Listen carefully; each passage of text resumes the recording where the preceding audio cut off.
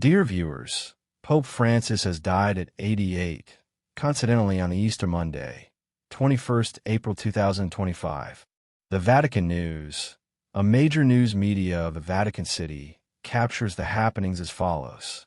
At 9:45 a.m., Cardinal Kevin Farrell, Camerlengo of the Holy Roman Church, announced the death of Pope Francis from the Casa Santa Marta with these words.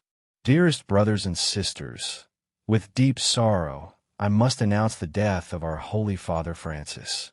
At 7:35 this morning, the Bishop of Rome, Francis, returned to the house of the Father. His entire life was dedicated to the service of the Lord and of His Church. He taught us to live the values of the gospel with fidelity, courage, and universal love, especially in favor of the poorest and most marginalized. With immense gratitude for his example as a true disciple of the Lord Jesus, we commend the soul of Pope Francis to the infinite merciful love of the one and triune God. The director of the Holy See Press Office, Matteo Bruni, told journalists later on Monday that the late Pope's body could be transferred to St. Peter's Basilica on Wednesday morning, so that the faithful may pray before his mortal remains. The translation of the Holy Father's mortal remains to the Vatican Basilica for the veneration of all the faithful may take place on the morning of Wednesday, April 23, 2025, according to the arrangements that shall be determined and communicated tomorrow, following the first congregation of the cardinals, Mr. Bruni said. The Pope was admitted to the Agostino Gemelli Polyclinic Hospital on Friday, February 14, 2025, after suffering from a bout of bronchitis for several days. Pope Francis' clinical situation gradually worsened, and his doctors diagnosed bilateral pneumonia on Tuesday, February 18. After 38 days in hospital, the late Pope returned to his Vatican residence at the Casa Santa Marta to continue his recovery. In 1957, in his early 20s, Jorge Mario Bergoglio underwent surgery in his native Argentina to remove a portion of his lung that had been affected by severe respiratory infection. As he aged, Pope Francis frequently suffered bouts of respiratory illnesses, even canceling a planned visit to the United Arab Emirates in November 2023 due to influenza and lung inflammation. In April 2024, the late Pope Francis approved an updated edition of the liturgical book for papal funeral rites, which will guide the funeral mass, which is yet to be announced. The second edition of the Ordo Exequiarum Romani Pontificis introduces several new elements, including how the Pope's mortal remains are to be handled after death. The ascertainment of death takes place in the chapel, rather than in the room where he died, and his body is immediately placed inside the coffin. According to Archbishop Diego Ravelli, Master of Apostolic Ceremonies, the late Pope Francis had requested that the funeral rites be simplified and focused on expressing the faith of the Church in the risen body of Christ. The renewed rite, said Archbishop Ravelli, seeks to emphasize even more that the funeral of the Roman Pontiff is that of a pastor and disciple of Christ and not of a powerful person of this world.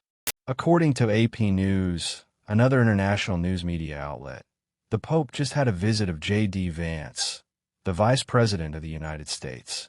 It also captured his life and times as follows. Pope Francis, history's first Latin American pontiff, who charmed the world with his humble style and concern for the poor, but alienated conservatives with critiques of capitalism and climate change, died Monday. He was 88.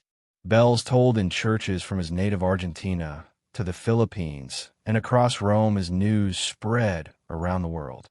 At 7:35 this morning, the Bishop of Rome, Francis, returned to the home of the Father.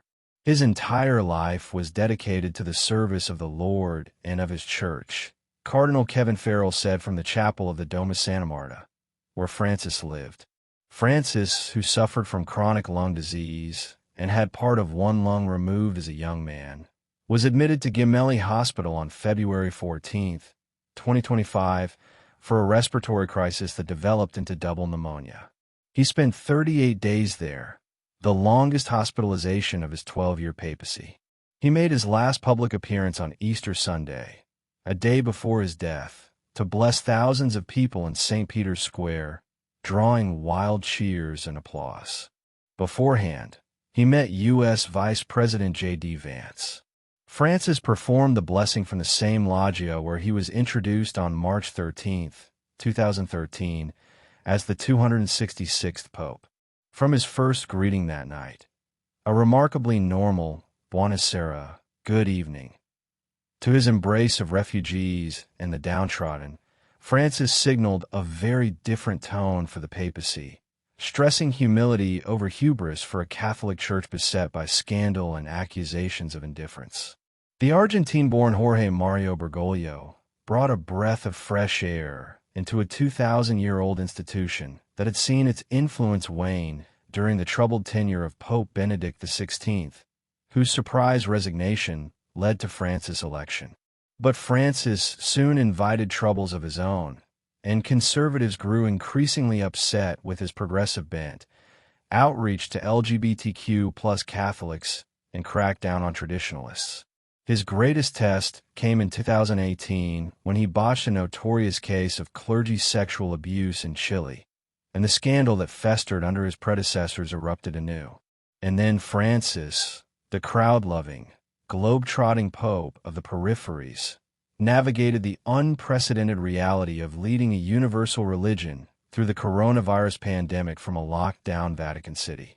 We have realized that we are on the same boat, all of us fragile and disoriented, Francis told an empty St. Peter's Square in March 2020. Calling for a rethink of the global economic framework, he said the pandemic showed the need for all of us to row together, each of us in need of comforting the other. World leaders on Monday extolled Francis' commitment to the marginalized. French President Emmanuel Macron, whose country is largely Catholic, wrote on X, "From Buenos Aires to Rome, Pope Francis wanted the Church to bring joy and hope to the poorest. May this hope forever outlast him." Flags flew at half-staff in Italy, and crowds gathered in St. Peter's Square. When the great bells of St. Peter's Basilica began tolling, tourists stopped in their tracks to record the moment on their phones. Johann Xavier, who traveled from Australia, hoped to see the Pope during his visit. "But then we heard about it when we came in here. It pretty much devastated all of us," he said.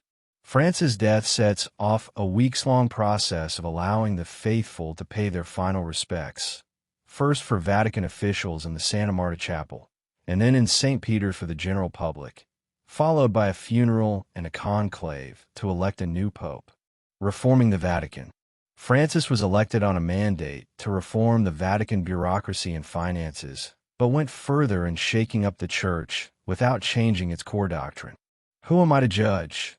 he replied when asked about a purportedly gay priest. The comment sent a message of welcome to the LGBTQ+ community and those who felt shunned by a church that had stressed sexual propriety over unconditional love. "Being homosexual is not a crime," he told the Associated Press in 2023, urging an end to civil laws that criminalize it. Stressing mercy, Francis changed the Church's position on the death penalty, calling it inadmissible in all circumstances. He also declared the possession of nuclear weapons, not just their use, was immoral. In other firsts, he approved an agreement with China over bishop nominations that had vexed the Vatican for decades, met the Russian Patriarch, and charted new relations with the Muslim world by visiting the Arabian Peninsula and Iraq. He reaffirmed the all-male, celibate priesthood and upheld the Church's opposition to abortion, equating it to hiring a hitman to solve a problem. Roles for women. But he added women to important decision-making roles and allowed them to serve as lectors and acolytes in parishes. He let women vote alongside bishops in periodic Vatican meetings, following long-standing complaints that women do much of the Church's work but are barred from power. Sister Natalie Beckcourt, whom Francis named to one of the highest Vatican jobs, said his legacy was a vision of a church where men and women existed in a relationship of reciprocity and respect.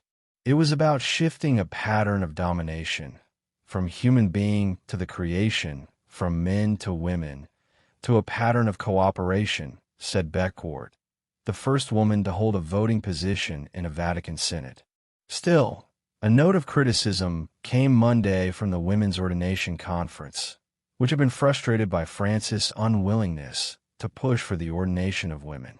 His repeated closed-door policy on women's ordination was painfully incongruous with his otherwise pastoral nature, and for many, a betrayal of the synodal, listening church he championed.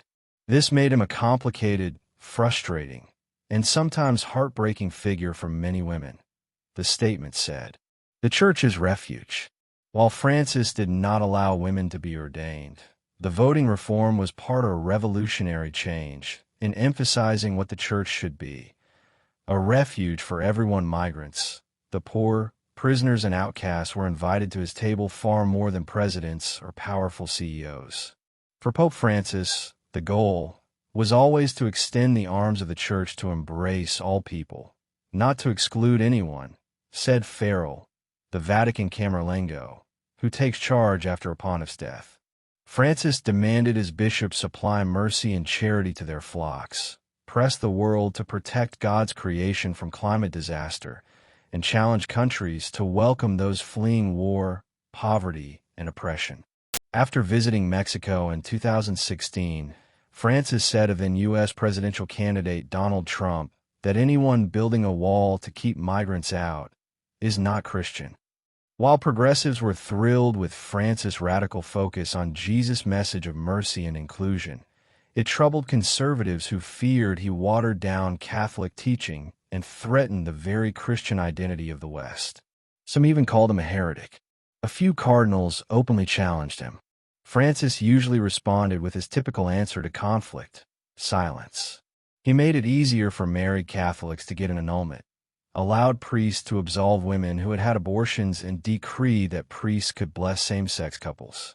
He opened debate on issues like homosexuality and divorce, giving pastors wiggle room to discern how to accompany their flocks, rather than handing them strict rules to apply.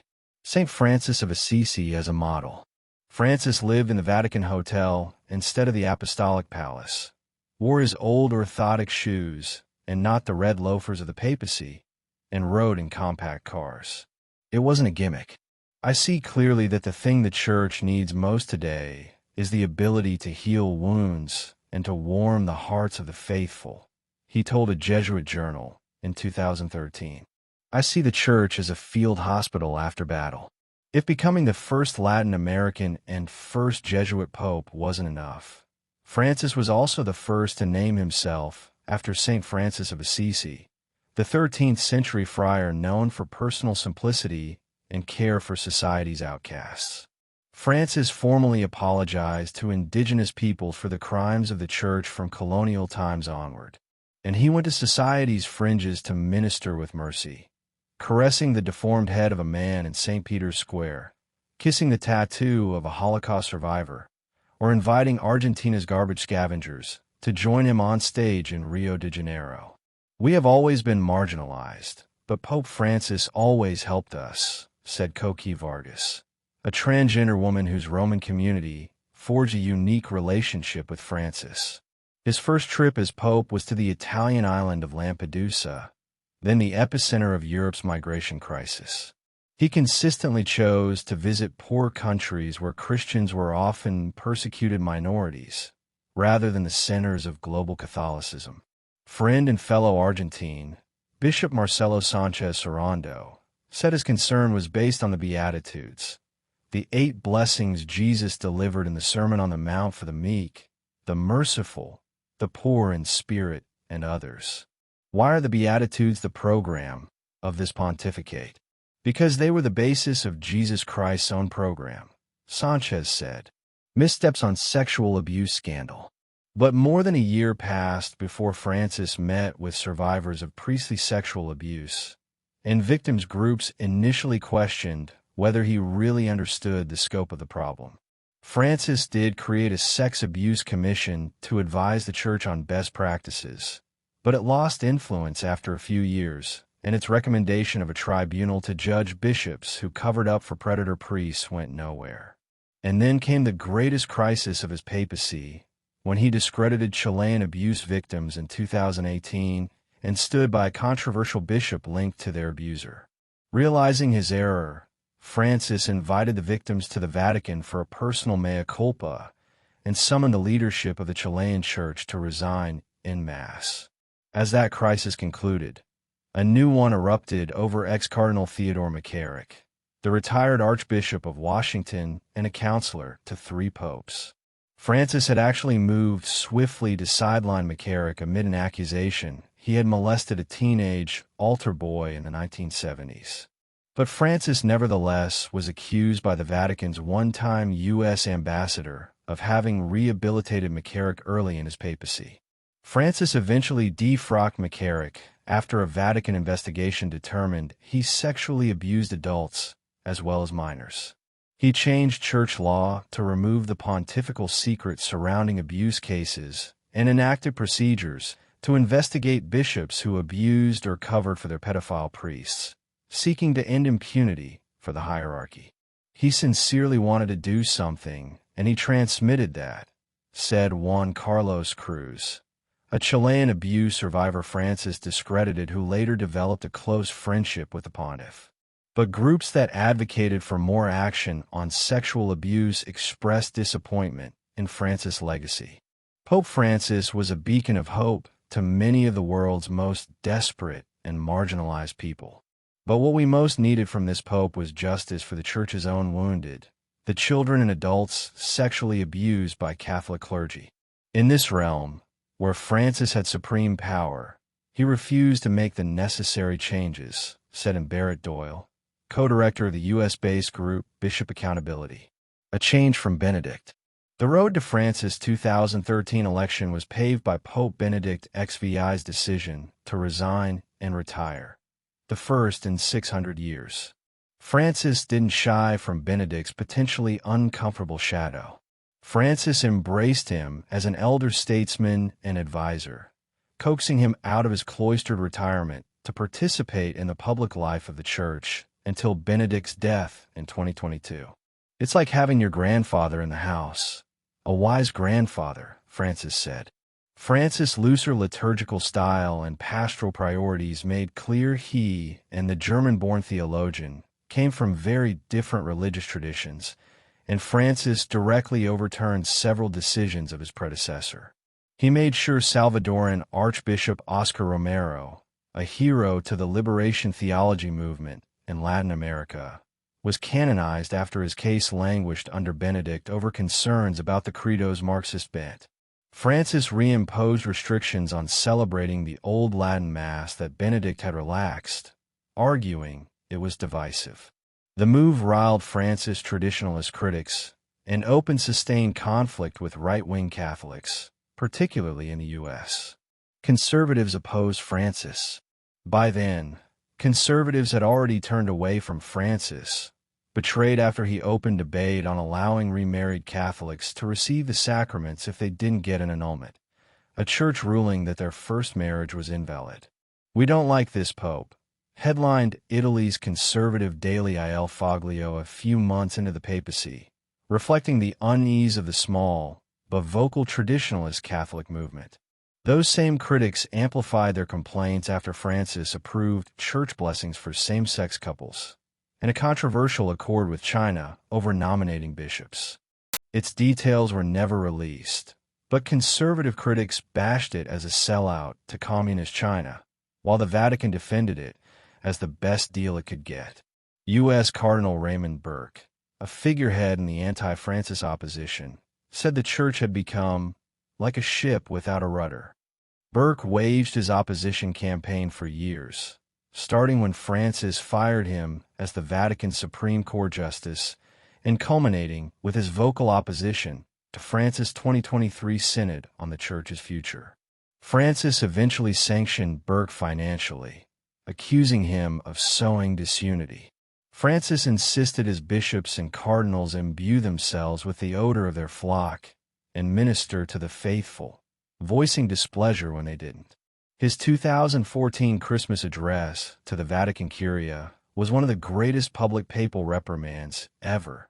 Standing in the marbled apostolic palace, Francis ticked off 15 ailments he said can afflict his closest collaborators, including spiritual Alzheimer's, lusting for power, and the terrorism of gossip. Trying to eliminate corruption, Francis oversaw the reform of the scandal-marred Vatican Bank and sought to wrestle Vatican bureaucrats in a financial line, limiting their compensation and ability to receive gifts or award public contracts. He authorized Vatican police to raid his own Secretariat of State and the Vatican's financial watchdog agency amid suspicions about a €350 million investment in a London real estate venture. After a 2-1/2-year trial, the Vatican tribunal convicted a once powerful cardinal, Angelo Becciu, of embezzlement and returned mixed verdicts to 9 others, acquitting one. The trial, though, proved to be a reputational boomerang for the Holy See, showing deficiencies in the Vatican's legal system, unseemly turf battles among monsignors, and how the Pope had intervened on behalf of prosecutors. While earning praise for trying to turn the Vatican's finances around, Francis angered U.S. conservatives for his frequent excoriation of the global financial market. Economic justice was an important theme of his papacy, and he didn't hide it in his first meeting with journalists when he said he wanted a poor church that is for the poor.